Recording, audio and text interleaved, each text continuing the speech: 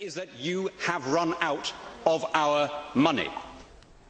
Get to know this fellow and get to know him fast.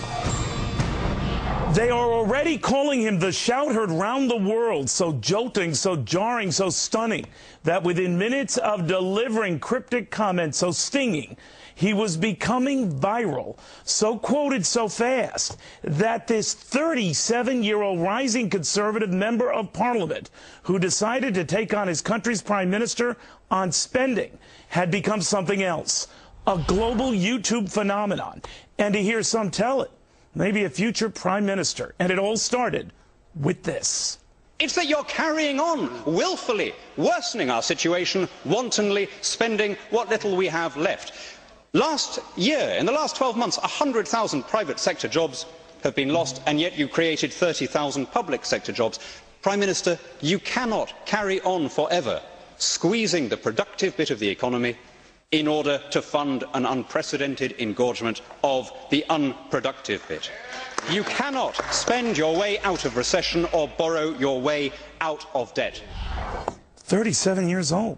With us now, the man who rocked the world, now on your world. Daniel Hannan joins me exclusively from Strasbourg, France. Mr. Hannan, very good to have you. Good evening, Neil. It's great to be here. Did you expect this would get the sort of viral reaction that it did? No, certainly not. I suppose what it was is that a lot of people had wanted to say something like that to the guy. You have lots of elections in the US. It's one of the things I really like about your system. You know, you vote for the guy who collects the rubbish, you vote for the school board, you vote for the sheriff. Nobody's elected Gordon Brown. He came in after a kind of party deal. There wasn't even an internal Labour Party election to make him Prime Minister. And he's never faced the electorate. So I guess a lot of people had pent-up feelings that they wanted to tell him what they thought, and you know, you don't really get the chance to do it, so I guess the next best thing is you watch some other guy doing it for you, and that's maybe what people liked. Well, you know, others have been enraged about spending, not only in your country, Mr. Hannan, but in our country and globally, this unrest about maybe we're going a little crazy with all this spending. But you seem to articulate in a few-minute speech what others have been spending days, weeks, and months whining about. And I guess they're liking it to a sort of a Davy Jones moment for the world. And I'm wondering whether that was your intention or you just hit a nerve at the right time. Yeah, you know, it's the funniest thing. In the immediate aftermath of the banking collapse, there was an almost immediate consensus among all the media, among the politicians, that something had to be done, right? And it's the hardest thing in politics to say, well, you know, there's not very much we can do about this. But the do-nothing option, if you like, which barely got a look in, I mean, I'm sure it got a look in on Fox News, but it didn't get a look in many other places, now turns out to be a pretty majoritarian position among the people who are paying for the whole thing. So you had this kind of rift between the political parties on one side and their voters everywhere, you know, around the world, not just in Britain and the US. And in those early days of the financial crisis, it was a brave politician who would stand up and say, listen, you know, interest rates were held too low for too long, there's not much we can do to stop this, maybe we can rescue the victims, but we can't actually legislate against recession. And so we talked ourselves into this ridiculous auction of something must be done. Okay, that's something, I'll do that. Yeah, that's something even bigger, so let's do that. And, of course, we've now got to the stage where we're hugely worsening the situation. The recession's happening anyway, but taxpayers are going into it with a much bigger burden.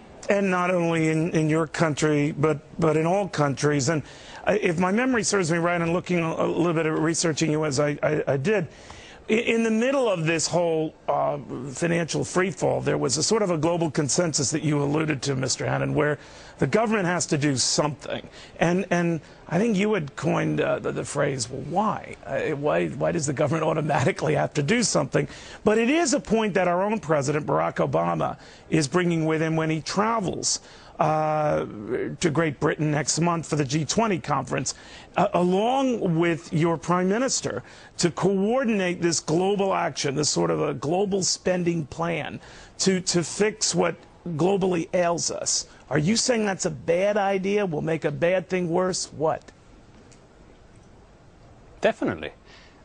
You know, all the guys watching this program will know people who are in debt. You know, they've got 5 credit cards, they've overspent on them. What would be the advice that you'd give to somebody in that situation? You'd say, curtail your spending. You know, try and live within your means, keep your budget down. But when it's a government, the advice is, no, spend more. There's this brilliant magic wand called Keynes, and, you know, it means that the more you spend, the more you borrow, the better you're actually going to make the economy. Well, you know, you have to be either a banker or a politician to think that way. Fortunately, ordinary people are kind of brighter than that. You know, they've seen through it, and they can apply the lessons that they see in their own lives to the national governments. The trouble, as I see it, Neil, is this.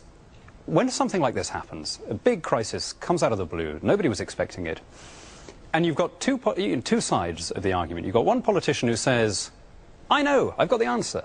And then you've got another one who says, well, listen, I'm sorry about this, but there's not much we can do. In that atmosphere, your instinct is to let the first guy try, you know, give him a chance.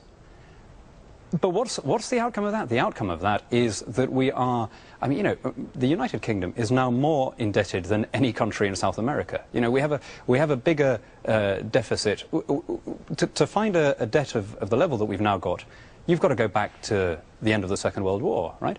And to put it another way, Gordon Brown has just spent as much as Winston Churchill spent to beat the Nazis with a rather obvious difference that we haven't just been fighting the Second World War. Well, we can actually beat you on the government spending, even on the per capita front. So we have you beat there.